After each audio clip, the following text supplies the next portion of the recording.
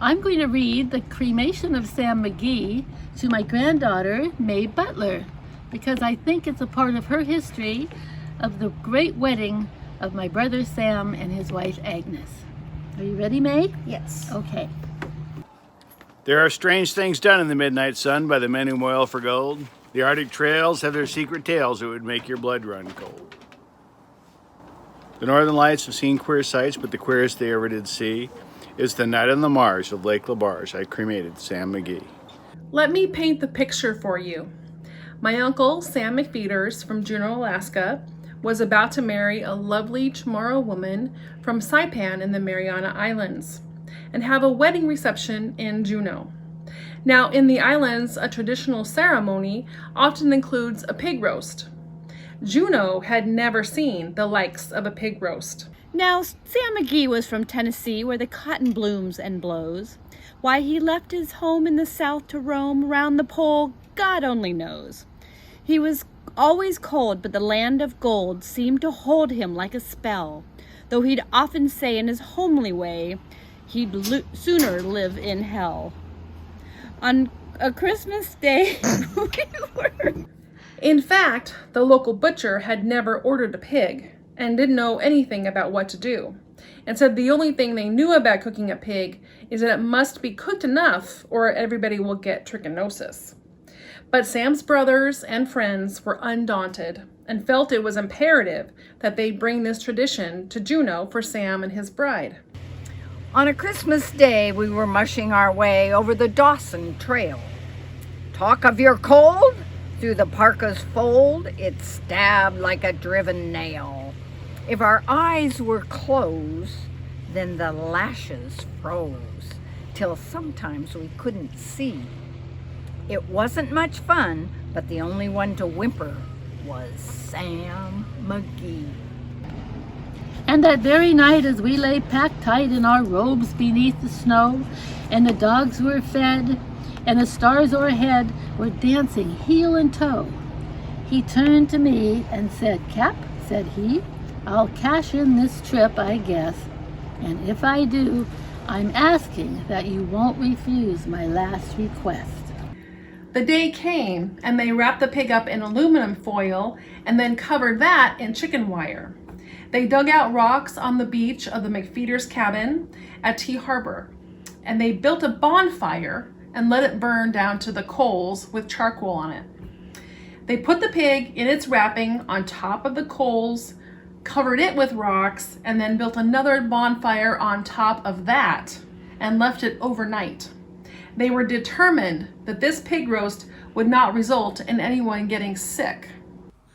Well, he seemed so low that I couldn't say no, and then he says with a sort of moan, "It's the cursed cold, and it's got right hold till I'm chilled clean through to the bone. Yet 'tain't being dead, it's my awful dread of the icy grave that pains, so I want you to swear that foul or fair, you'll cremate my last remains." A pal's last need is a thing to heed, so I swore I would not fail. And we started on at that streak of dawn, but God, he looked ghastly pale. He crouched on the sleigh and he raved all day of his home in Tennessee. And before nightfall, a corpse was all that was left of Sam McGhee. It was early afternoon the next day, the day of the reception. Everyone was gathered on the deck of the cabin, watching the performance of Sam's younger brother David, a gifted and charismatic storyteller, not unlike his brother Sam. There wasn't a breath in this land of death, and I hurried horror-driven, with the corpse half hid that I couldn't get rid because of a promise given. It was that lashed to the sleigh, and it seemed to say, "You may tax your brawn and brains, but you promised true, and it's up to you to cremate those last remains." Now a promise made is a debt unpaid, and the trail has its own secret code. In the days to come, though my lips were dumb, in my heart how I cursed that load. In the long, long night by the lone firelight, while the huskies round in a ring howled out their woes to the homeless snows. Oh God, how I loathed that thing.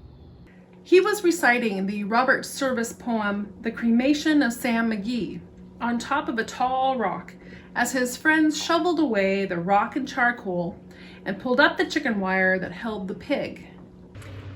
And every day that quiet clay seemed to heavy and heavier grow. And oh, I went, though the dogs were spent and the grub was getting low. The trail was bad, and I felt half mad, but swore I would not give in. And I'd often sing to the hateful thing, and it hearkened with a grin. As they did this, Dave gave a side look, surprised at how easily the chicken wire was lifted out of its nest. As he neared the end of the poem, the chicken wire was unfurled. The aluminum foil was smashed in a bit. How curious. Till I came to the marge of Lake Labarge, and a derelict there lay. It was jammed in the ice, but I saw it trice. It was called the Alice May. And I looked at it, and I thought a bit, and I looked at my frozen chum.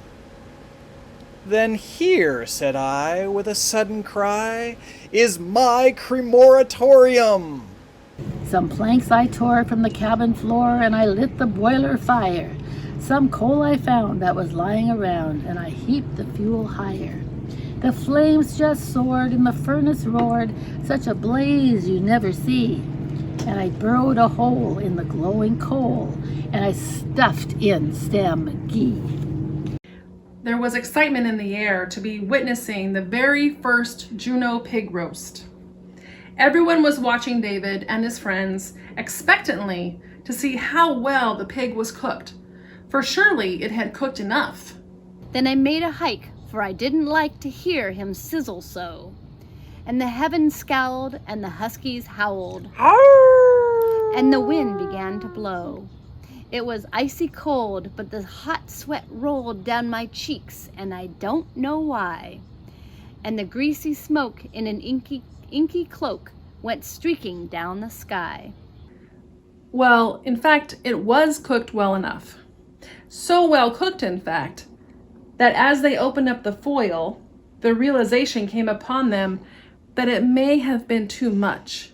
I do not know how long in the snow I wrestled with grisly fear, but the stars came out, and they danced about ere again I ventured near.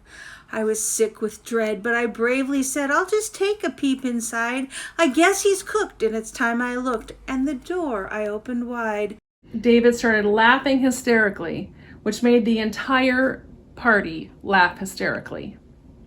And there sat Sam, looking cool and calm, in the heart of the furnace roar. And he wore a smile you could see for a mile, and he said, Please close that door. It's fine in here, but I greatly fear you'll let in the cold and storm. Since I left Plum Tree down in Tennessee, it's the first time I've been warm. The only thing that was left in the aluminum foil was charred bones. There was no pig left. In true Alaskan form, friends and neighbors jumped at the chance to go grab plenty of food. They ended up with a salmon and hot dog feast that satisfied everyone.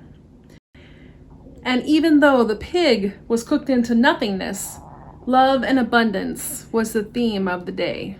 There are strange things done in the midnight sun by the men who moil for gold.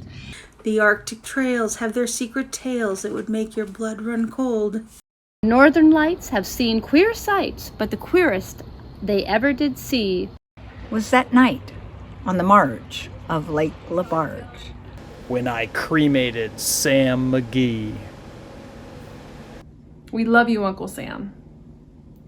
Uncle Sam? You moiled for gold in a lot of other places than Alaska. We're really going to miss you. I love you and your family. Go in peace.